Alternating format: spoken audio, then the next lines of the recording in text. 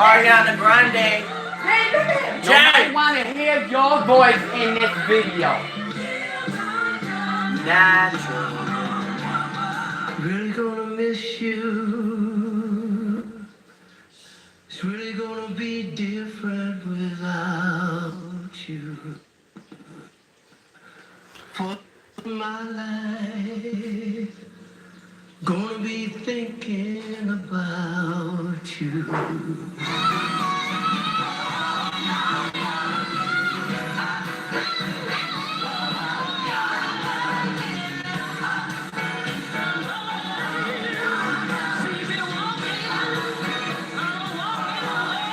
And I sing because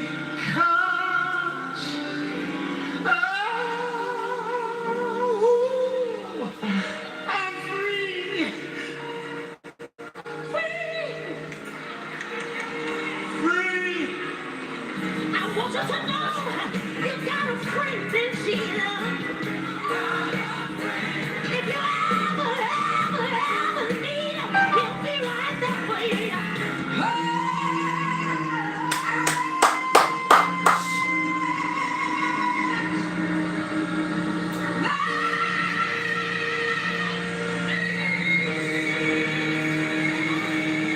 But you get the short, down there you twice in Istanbul.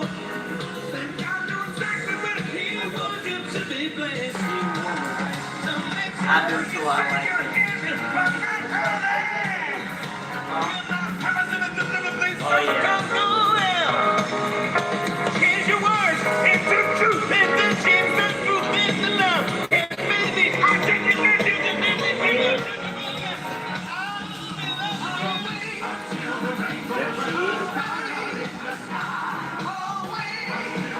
Hey, she's singing with him.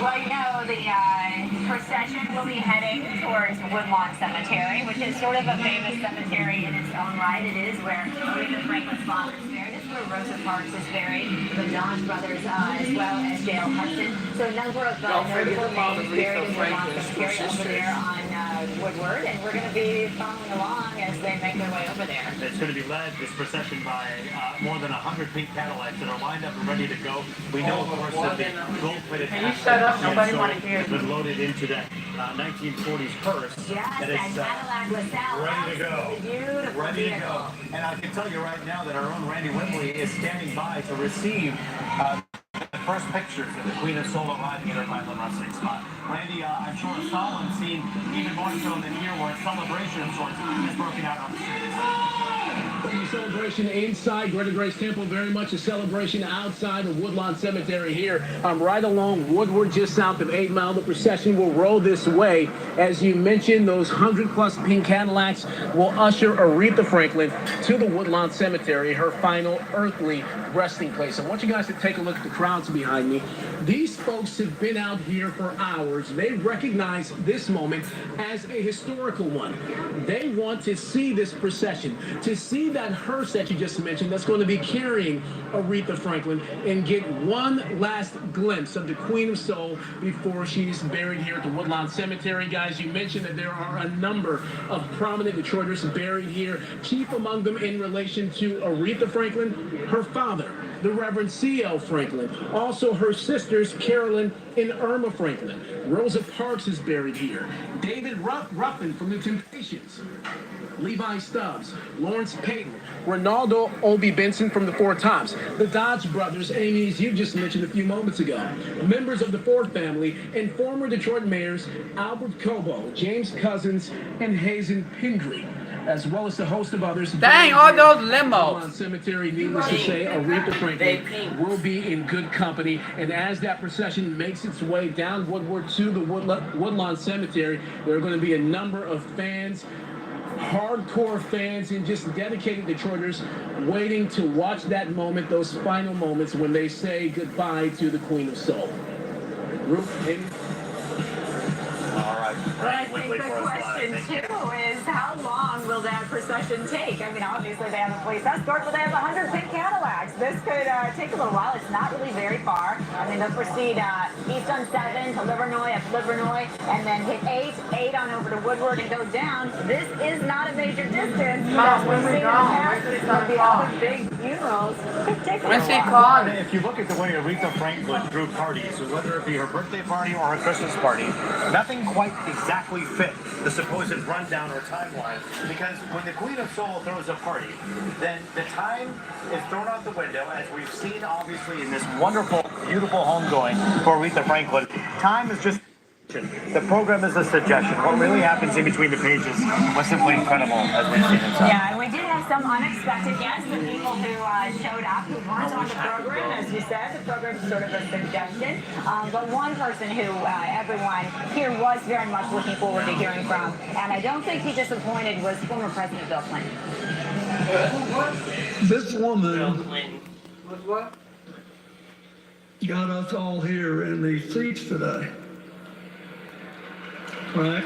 Not because she had this breathtaking talent, which she did. Not because she grew up, as Turner Joe Walter said, at least a princess of soul because of her father, her mother, her relatives. But because she lived with courage, not without fear, but overcoming her fears.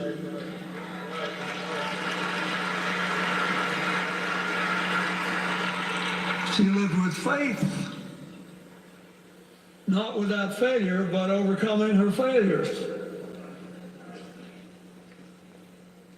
She lived with power, not without weakness, but overcoming her weaknesses. I just loved her. What a beautiful, beautiful, heartfelt way to end part of the speech, which he gave to a rousing crowd. People, he was dancing, by the way, when he wasn't speaking, enjoying every moment. But I wanted to mention this moment that was really a bit of humor, and I think everyone laughed. And it was when Bill Clinton said, "I hope God forgive me. I hope you'll forgive me." But I really wanted to know. I wondered, what was my friend wearing? You know, because of all of the outfit changes and how Aretha has entertained us until the very end with her wardrobe. And so I thought that was a really cute, lighthearted moment that really had everybody laughing. And you got to remember one thing, for anyone on social media, when you go through social, people will say, why are they making her do these wardrobe changes? Why are they having it like this?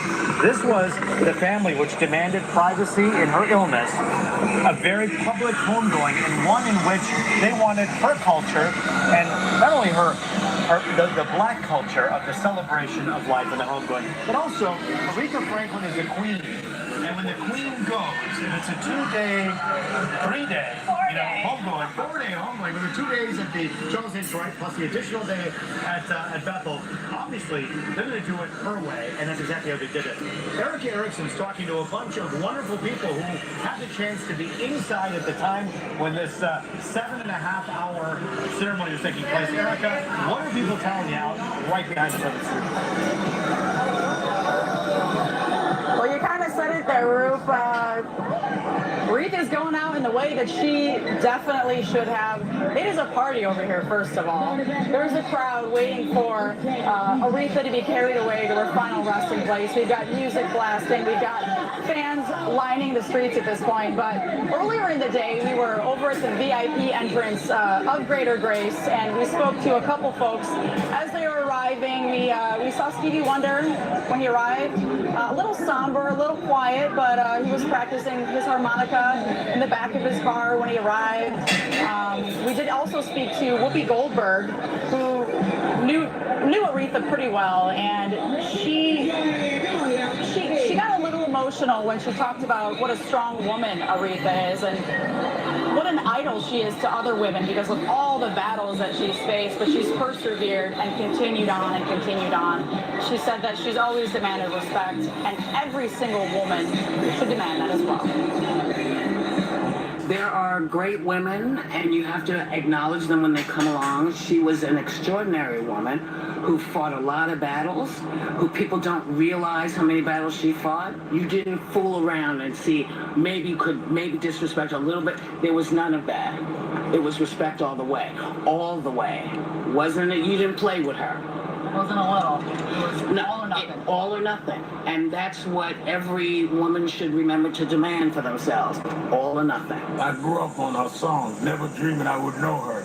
And then when she embraced us, who were the younger people in the civil rights movement, and then never let go to her last few months in touch, I felt we owed her to lift her family today and to lift her name today. It was electric because the spirit and the feeling of the people, I think, lifted some of the kind of mourning spirit, because the family wanted a celebration and they wanted it in a way that would make a real statement that Aretha would have wanted made. So I think it was the right mixture of music and message and celebration that was Aretha Franklin in her life, and now in her transition, I think it was faithful to what she would have wanted. What a wonderful way to say goodbye to the legendary Aretha Franklin. Sharpton added that the best way to keep Aretha's spirit going is to celebrate her authenticity, because she was always herself. She was always in Detroit, loving Detroit, despite her fame from around the world, and she will always be here in Detroit. Thank you, Erica.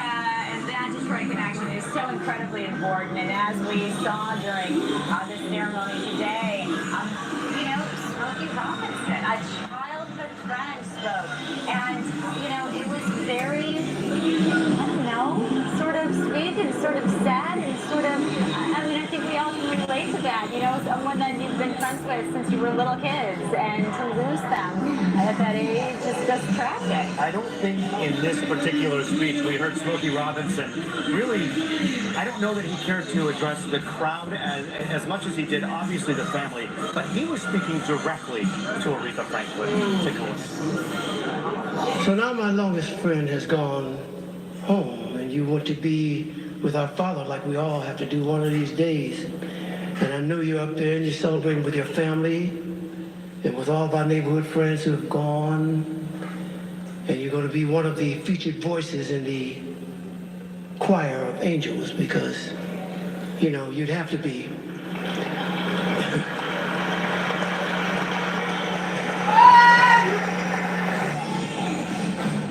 Certainly the featured voice in the choir, no question. I don't think heaven or the Lord is giving much of a choice.